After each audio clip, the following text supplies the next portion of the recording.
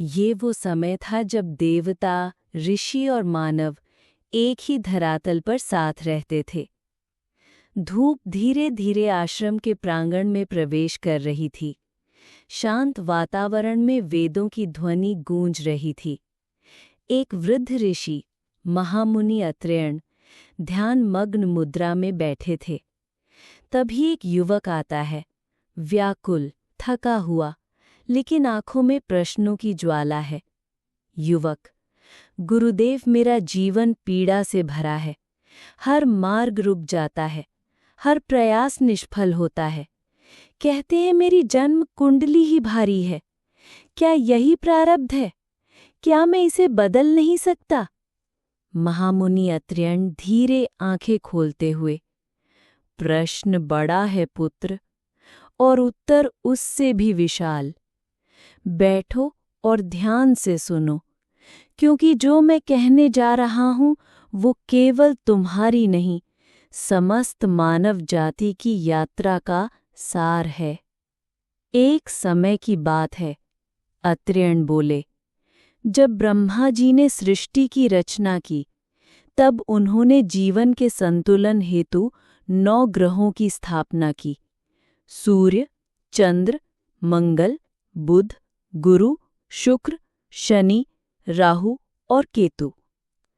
हर आत्मा जब धरती पर जन्म लेने को आती है तो ये नवग्रह उसके कर्मों के अनुसार उस आत्मा की कुंडली का निर्माण करते हैं। ये जन्म कुंडली कोई भविष्यवाणी नहीं, बल्कि कर्मों का रिपोर्ट कार्ड है। युवक ध्यान से सुन रहा था। उसकी आंखें अब श्रद्धा से भरने लगी थीं। महामुनि अत्रेयण ने कहा, एक बार देवलोक में एक सभा बुलाई गई थी, जहां एक विशेष आत्मा का पुनर्जन्म तय होना था। ब्रह्मा जी ने सभी ग्रहों को बुलाया और कहा, इस आत्मा ने पिछले जन्म में दया की थी, लेकिन क्रोध भी बहुत किया। इसने ज्ञान अर्जित किया, पर अहंकार भी रखा।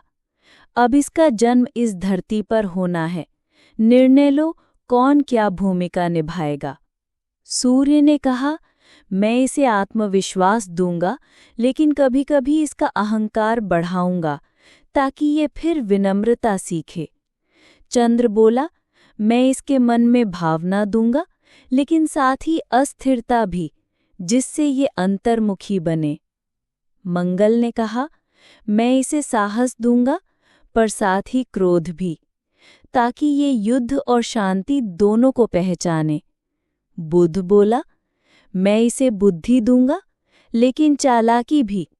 अब ये तय इसे करना है कि किसे चुनना है।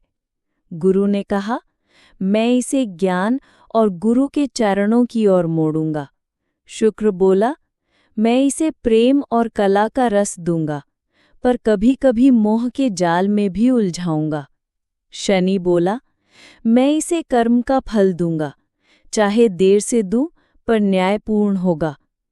राहु और केतु ने कहा, हम इसे भ्रम देंगे, छल की परीक्षा देंगे, पर जो पार कर गया वही मुक्त होगा। महामुनि अत्रेयण बोले, पुत्र, ये जो जन्म कुंडली है, ये कोई दंड नहीं, ये आत्मा के अधूरे पाठों की सूची है।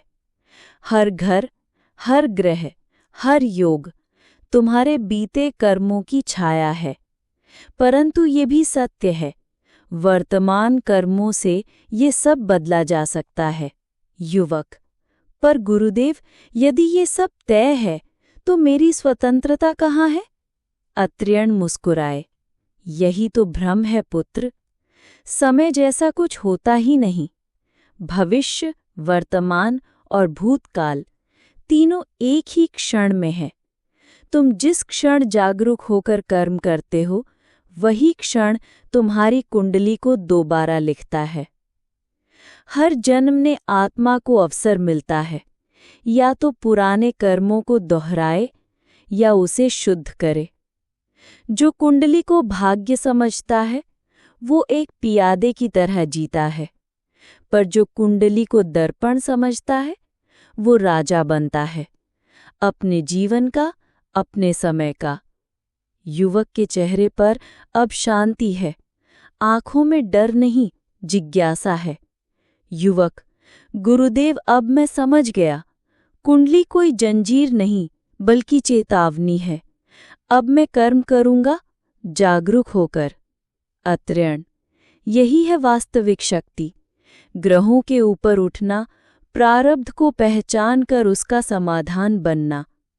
जन्म कुंडली तुम्हारे कर्मों की छाया है, लेकिन कर्म करने की रोशनी अभी भी तुम्हारे हाथ में है। एस्ट्रोवैदिक टेल्स में फिर मिलेंगे, एक नई ग्रह कथा के साथ।